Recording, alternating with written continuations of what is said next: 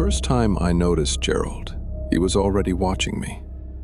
I'd barely pulled into the driveway, first week in the house, still getting used to the turn. And there he was, standing at the edge of his property with his arms at his sides, facing my car like he'd been waiting for it. He introduced himself that same afternoon. Retired, he said, widower, kept to himself. He shook my hand and held eye contact for a beat longer than felt natural, then turned and walked back to his side without another word. I mentioned it to my wife that night. She said he was probably just lonely. I decided she was right. That was the first mistake. I work variable hours. Project deadlines mean some days I'm home by 4, other nights closer to 11. Within the first 2 weeks, I realized Gerald was outside every single time I came home.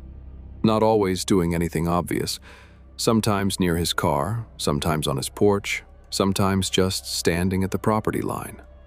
But he was always already facing my direction before I'd fully turned into the street, like he'd positioned himself before I arrived. I told myself retired men keep odd hours, that I was overlapping with his routine without realizing it.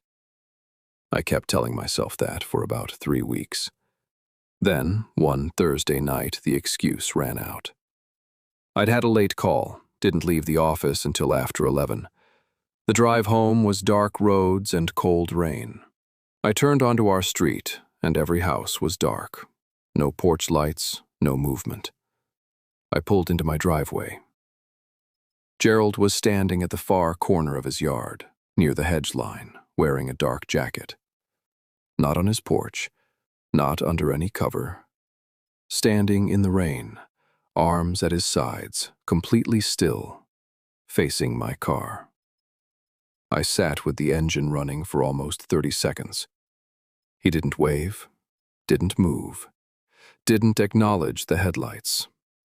He just stood there and looked at the car until I went inside. I locked the door and stood in the hallway, trying to construct a single, reasonable explanation. I couldn't do it. I started varying my route home after that. Sometimes I came in through the back alley instead of the main street. It made no difference. Back alley, he was near his rear fence.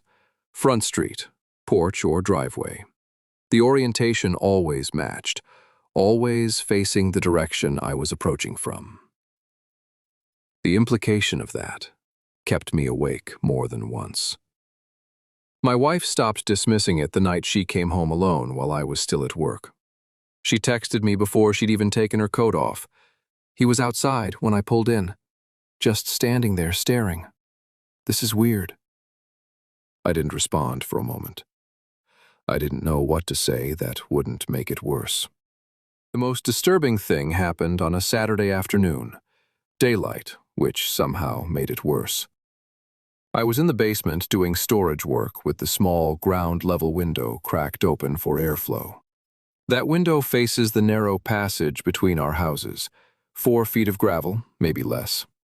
I'd been down there about 20 minutes when I heard footsteps on the gravel outside. Slow, one at a time. Deliberate in the way that means someone is trying not to be heard. I went completely still. The footsteps stopped directly outside the window. Through the glass, I could see the lower half of someone's legs, dark trousers, brown leather shoes. They stood there without moving for close to 2 full minutes. Then the footsteps retreated slowly back toward Gerald's side of the property, and were gone. I went upstairs and looked out the front. Gerald was in his porch chair, relaxed, coffee in hand, like he'd been there all morning. I walked over and kept it casual. Said I'd heard someone in the side passage and asked if he'd seen anything. He looked at me for a long moment before answering. Said he'd been checking a drainage issue along the foundation. Said it with a small, steady smile. The smile of someone who isn't trying to be believed. That was the last real conversation we had. We sold 11 months later. The realtor asked why so soon after renovating. I said it wasn't the right fit. I didn't know how to explain that I'd stopped feeling alone in my own house. That the thing which finally broke me wasn't the rain, wasn't the footsteps. It was the timing. The way he was always already facing the right direction, always positioned before I arrived. Whatever he was doing, he'd been doing it long enough to get very good at it. I'd chosen the second floor specifically because it felt secure. Ground floor units made me uncomfortable. Foot traffic past windows, too many access points. The second floor of a 6-unit building felt like the right balance. Quiet street, solid walls. I signed the lease and felt settled almost immediately. That feeling lasted about 10 weeks, which I've since come to think of as the time it took him to figure out the acoustics. The man next door, sharing my longest wall, was named Paul. Mid-40s, worked from home, kept irregular hours, polite in the hallway, completely unremarkable. The kind of neighbor you're relieved to have because they barely register. I've thought a lot since then about how deliberate that kind of unremarkability can be. The sounds started in a way that was easy to dismiss. Paul moved around at night.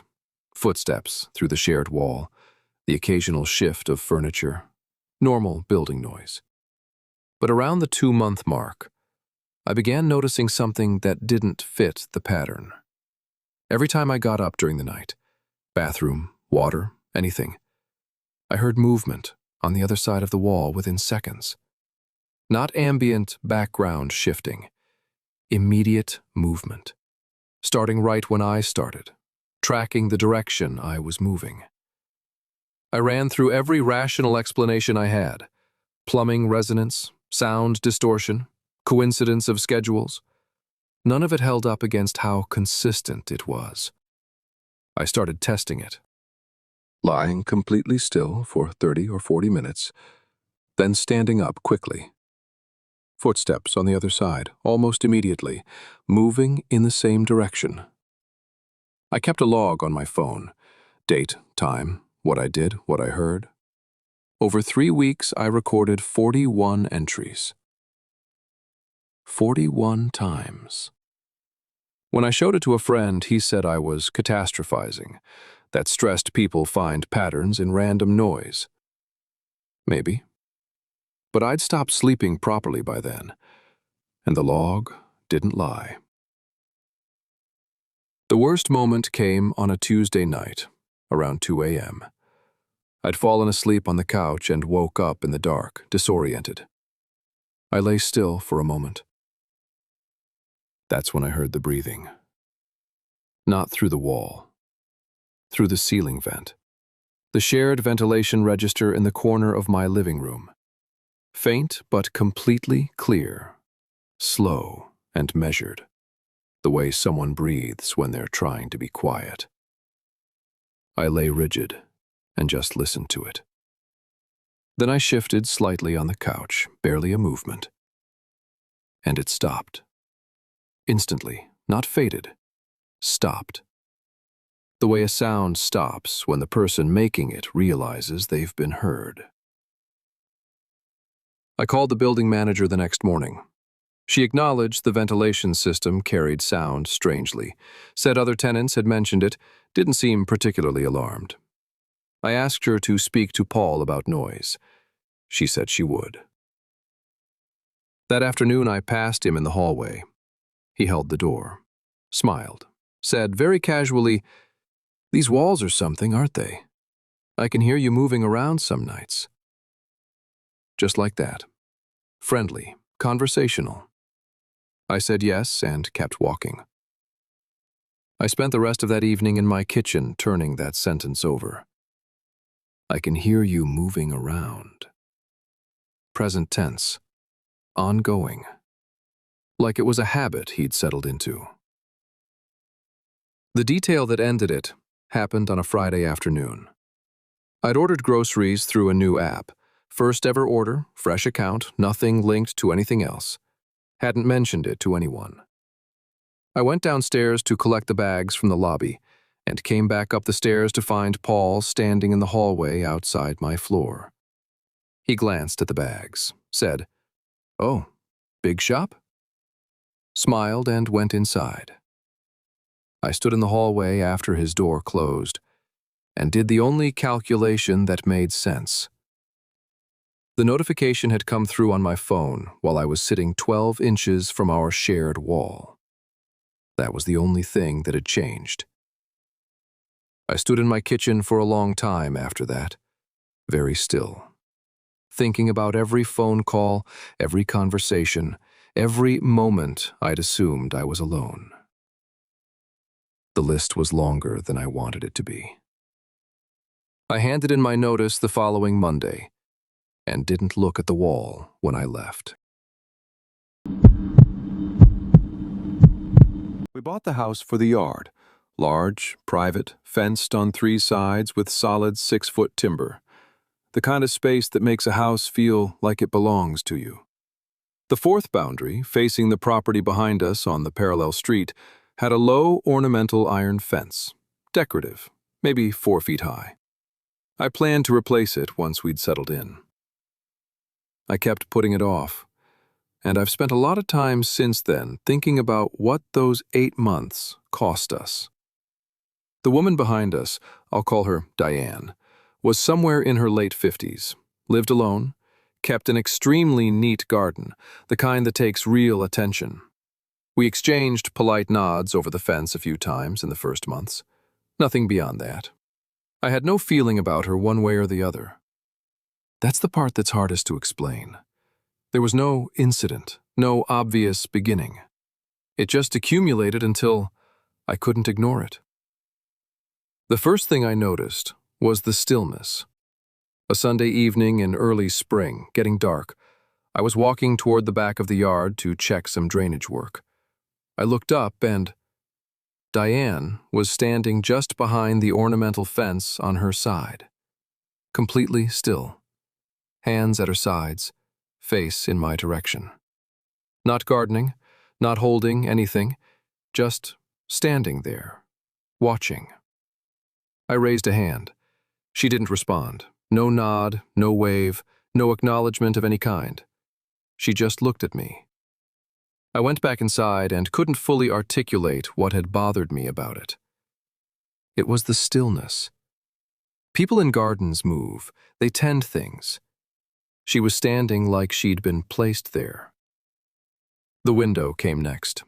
Her house faced our yard directly and had a large picture window on the ground floor.